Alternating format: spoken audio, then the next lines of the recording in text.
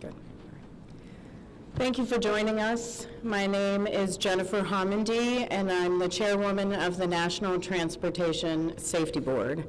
The National Transportation Safety Board is an independent federal agency that's charged by Congress with investigating every civil aviation and serious accident and serious incident in the United States and significant events in other modes of transportation.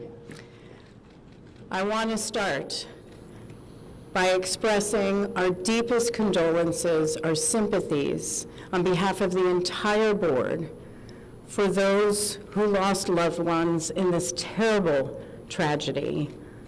Our thoughts, our prayers are with you. Entire communities were affected, and we are thinking of you. With me today is Bryce Banning. Bryce is a senior aircraft accident investigator with the National Transportation Safety Board. He's also going to serve as our investigator in charge of this investigation. Also with me today is the entire board. We have Todd Inman, member Todd Inman. Todd is going to serve as the board member on scene, the spokesperson for this investigation. All of the board members will be here. We have Vice Chairman Alvin Brown, member Mike Graham, who lived in Wichita for 20 years, and we also have member Tom Chapman. The NTSB's headquarters is just a mile from here.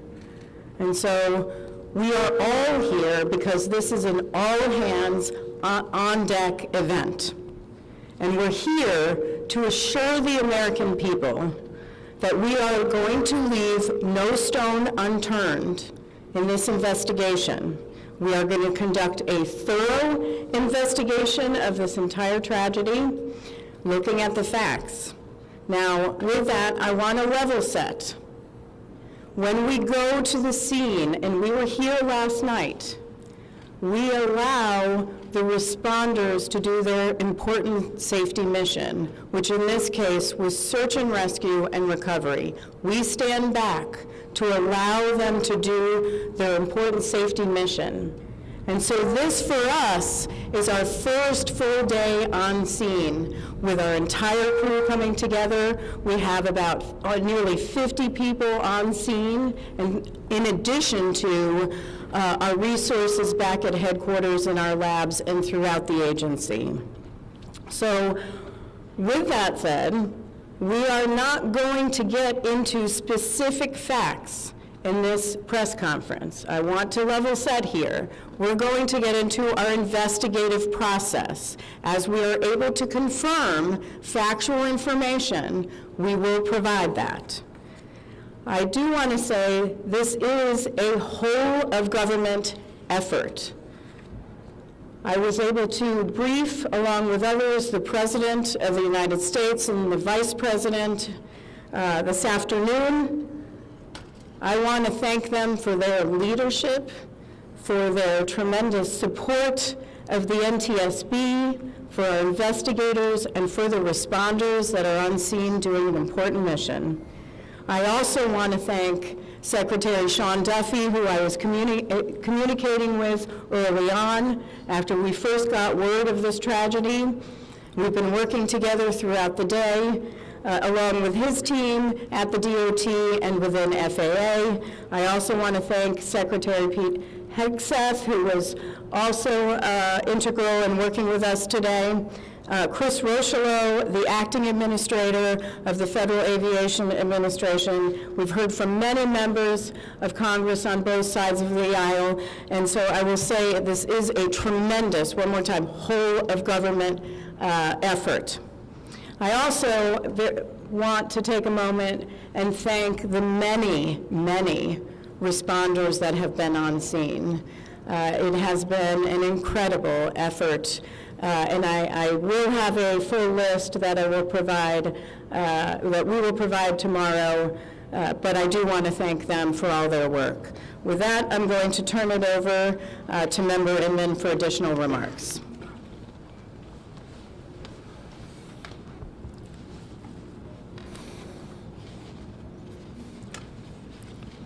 So today is our first full day on scene. Our investigative team will be on scene as long as it takes in order to obtain all of the perishable evidence and all of the fact-finding that is needed to bring us to a conclusion of probable cause. Our mission is to understand not just what happened, but why it happened, and to recommend changes to prevent it from happening again. Since we're just beginning our investigation, we don't have a great deal of information to share right now. We will keep you informed by giving regular updates as we learn more. Our intention is to have a preliminary report within 30 days, and the final report will be issued once we've completed all of our fact-finding and investigation. Now, we will not be determining the probable cause of the accident while we're here on scene, nor will we speculate about what may have caused this accident. Today, we will be going and having an organizational meeting and establishing our parties to our investigation. We currently have the following parties that are already identified: PSA Airlines, GE Aerospace, Sikorsky, FAA,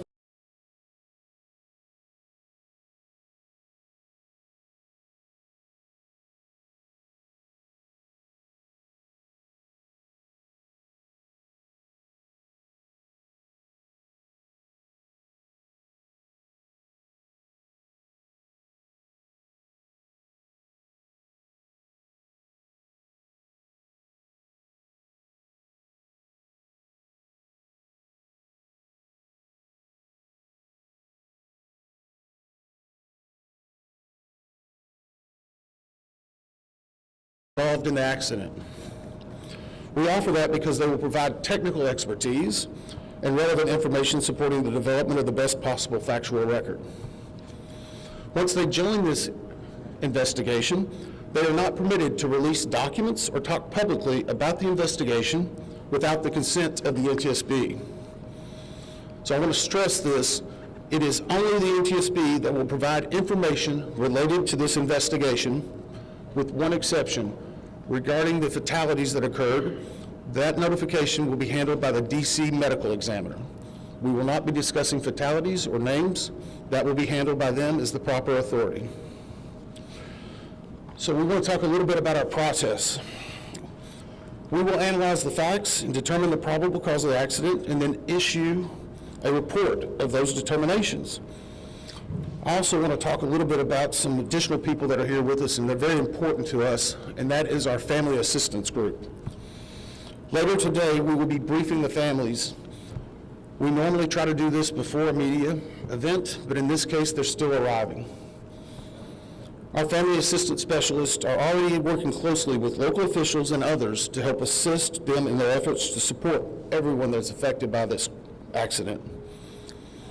And let me just reiterate what the chair said. A loss of life in an aviation accident is very unusual in the United States, and our heartfelt sorrow goes out to everyone that's affected. It affects us, it affects everyone around us. There are a lot of people hurting today. We will help find out what happened. We will do it factually, and we will do it accurately. As part of this, we are going to be standing up some specific working groups. Those working groups will be operations. They will be looking at the history of the accident flight and crew members' duties for as many days before the crash as appears relevant. We'll be forming a structures group, which will be the documentation of the airframe wreckage and the accident scene, including calculation of impact angles to help determine the plane's pre-impact course and altitude. We'll have a power plants group. They will do the examination of the engines and the engine accessories. We'll have a systems group. They will study the components of the plane's hydraulic, electrical, pneumatic, and associated systems, together with the instruments and elements of the flight control system. We'll have an air traffic control group. They will do reconstruction and review of air traffic control systems provided to and including acquisition of pertinent flight track surveillance information, what you might typically think of as radar or ADS-B, along with controller pilot communications. We will also have a survival factors group. They will be doing the documentation of impact, forces and injuries, community emergency planning, and all crash and fire rescue efforts. Also, due to the unique nature of this crash, we will be having a helicopter group as well. Lastly, we will have a human performance group, and this will not be its own group. It will actually be a part of the operations, air traffic control, and helicopter groups.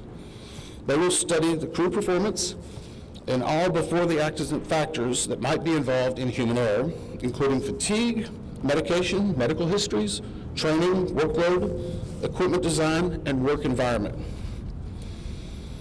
Now we're going to take a few questions, but I will again stress, we don't have a lot of information now. We will continue to gather that. We will try to release it as we can, but we will only talk about the facts of the case that we know right now.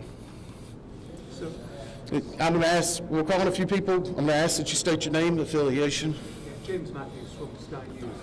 So we've heard from President Trump today talking about DEI hiring policies within the FAA and associating that with the cause of this accident. What do you say to that? Well, unfortunately, I didn't hear the remarks. I was briefing House and Senate members, but I believe, Chair, would you like to take that? As part of any investigation, we look at the human, the machine, and the environment. So we will look at all the humans that were involved in this accident. Again, we will look at the aircraft, we will look at the helicopter, we will look at the environment in which they were operating in. That is standard in any part of our investigation. I'll turn it back. Chair, can I ask you, has the flight data recorder been recovered yet? And what is the difficulty in a water disaster like this, which presents a very difficult environment for your investigators and the people out on the water right now? Well, the question was on the flight data recorders. And we have not recovered the flight data recorders yet. We know they're there. They are underwater. This is not unusual for the NTSB. We have many times recovered flight data recorders in water. We have our lab right here that is about a mile from the NTSB, so it's not unusual. And once we get those, we'll be able to get those read and information from them to be able to provide further information to you. I'm going to turn it back over to Member Inman. Sir.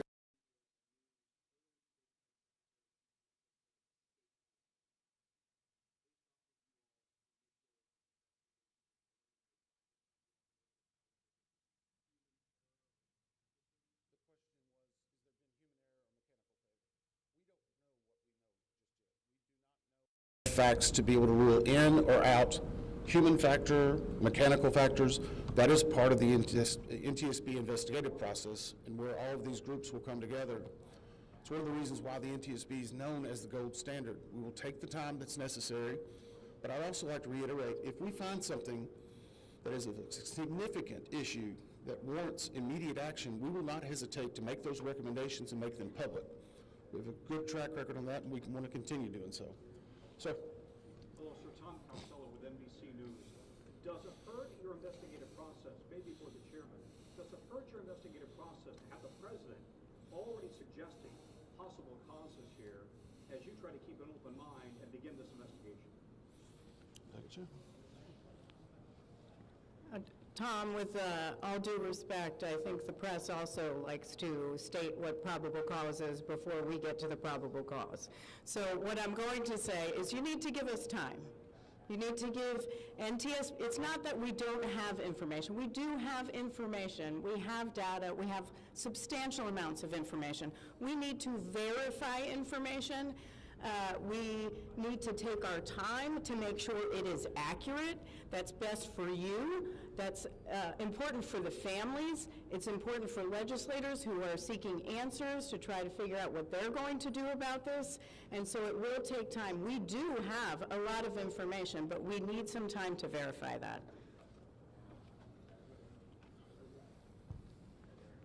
Yeah, Member Chase Williams from Fox Business. I'm wondering about the conditions in the tower last night. Were there any performance issues in the past with any of these controllers? Anything of that? The question is about controllers. As I said, we are just now forming the groups. The controllers do have union representation, which they're entitled to. They'll be working with our party system and our party groups. They'll be conducting interviews. Those interviews will need to be analyzed, transcribed, and other team members will need to look over it. It'll be a long process, but we will go through the entire history. My question is for the chairwoman. Can you tell us more about what the president and the vice president's responses were when you briefed them this afternoon? Sure. So the question was about my briefing for the president and the vice president. As a standard, we offer briefings on our process and what we know, and this was a briefing with the president and vice president and with Secretary Duffy and Secretary Hegseth and also the acting administrator of the FAA. There was discussion on what we know so far and our process, and that was about it. Madam Chairwoman, Stephanie Ramos with ABC News. Similar to Tom Costello's question, the president has stated what may have caused the crash, stating common sense. Does that affect your progress at all at this early stage? Yeah, so the NTSB, we conduct an important safety mission where we take a very careful approach. I'm sorry, the question was on speculating during investigations, which is we often hear about. What I will say is we look at facts on our investigation, and that will take some time. And at some point, we'll be able to provide that factual information, as Member Inman said, and provide that hopefully tomorrow. Hang on a second. Dave. James Jefferson from Reuters. Have you been able to retrieve the black boxes from the helicopter? Has the military decided whether they're going to read those or the NTSB? And what about the ATC tapes? So the question was about black boxes, which are referred to as black boxes, which are typically orange. We have not recovered any of the boxes involved yet. We feel comfortable and confident that we will be able to. Right now, recovery of life is probably most important in those that were involved. I mean, there are still ongoing recovery efforts involving the fatalities involved, along with some debris is coming out as well. We will make sure that that perishable evidence is maintained. We have a great process for that. We will probably have more than one black box, so to speak. It's our understanding that the Sikorsky helicopter is equipped with some form of recording devices, and those will be read either by the DoD or by us. We have a good starting relationship with them, and we've already made agreements in order to be able to do that. So I feel comfortable in what we're going to be doing. The other question was about air traffic control. We received a very large package of information from the FAA at about 3 a.m., I believe, this morning. That is still being reviewed and analyzed. I would say there's a lot more information that usually comes in that than what you may find online and people might speculate about. And that is part of that overall process where we take the time to get the information correct and to make sure all the parties are engaged and involved and can fact check that information. One. Gabe Cohen from CNN. Can you tell me if the NTSB has reviewed this FAA internal report that has been cited by the New York Times indicating that the controller that was on duty at the time of the crash was doing a job that's usually done by two people? We have not reviewed any specific reports about the controllers at this time, at least from the leadership team. Our investigators are continuing to pull all that information, their personnel records, their files, where they were at, whether they were fatigued. All that information will be part of that investigative process. But right now, we can't speculate on anything that may have been reported in the media until we get the opportunity to validate and understand how it impacts the investigation. We're going to take just a few more questions. Follow up on that. Sir? Yes, Oren Kanan, Zebra Magazine. What's the process and logistics like of bringing the families in? Are they coming into the airport? And how are you going to sort of do the sensitivity of bringing them to the place where this tragedy happened? So the question is about the families. And many of those families are still en route. Some are still being notified from both the military and from the commercial crash. There is a family assistance facility that's being stood up by American and PSA Airlines in Bethesda, Maryland. They've already been working on that, standing it up. Our team from our disaster assistance team has also been coordinating with them. We plan on briefing them. It is customary that at some point, if the families wish to go to part of the accident site, that we would arrange such a thing, but it will only be when we know that it's safe, we have the correct perishable evidence, and we can do it in the proper modesty that should be for those family members. It will be a little bit of a process, but it will take some time. Sir, to follow up on the air traffic control system. Now, so, are you?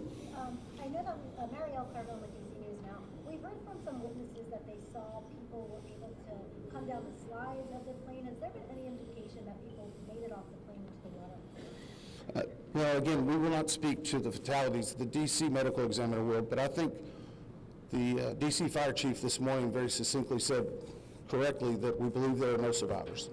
But were they off the plane? Like, did they even get out of the plane? Last question? So, hang on one second. Right now, we're going through the debris fields. Nothing we've seen would indicate that maybe slides or chutes were deployed. It was a very quick, rapid impact, but we've seen nothing in that regard so far from the evidence we had, but we still need to verify all of that information. One more question? For example, right here. Sure. Are you going to be looking at the family member's cell phone? Go ahead. Jeff Cook, ABC News. What do you know about the altitude of the helicopter at the moment of impact? And can you talk about the procedure for such helicopters in that area? The question was about the helicopter procedures, and in D.C. it's kind of a unique environment. We've been getting briefed more and more by the FAA. I'm not an air traffic control specialist, but they're actually helicopter zones, if you will, or tracks. And this one was transiting, I believe, from track 1 to 4 as part of their normal procedure. If you live in D.C., you see a lot of helicopters going down into this area, so there's a very well-defined system in that regard. As far as altitude, until we get the additional information, we can't validate or basically corroborate any of that until we get more of the electronic data and the data that's on the plane. I do want to clarify one question that also came about cell phones. In today's age and time, a lot of electronics and other devices do contain a lot of different information. We've found on a number of our accidents that we actually are notified through a smartphone that may sense that. As part of our process, we will obviously treat all of the effects of the deceased with dignity. We are already starting to pull that information together. If we feel that it's necessary to find or pull some of that information, we will work with the families and make sure we do it in a manner that's respectful for them and their privacy. But right now, we don't have any plans specifically on that amount, on that area until we need to. Thank you very much. Thank you very much.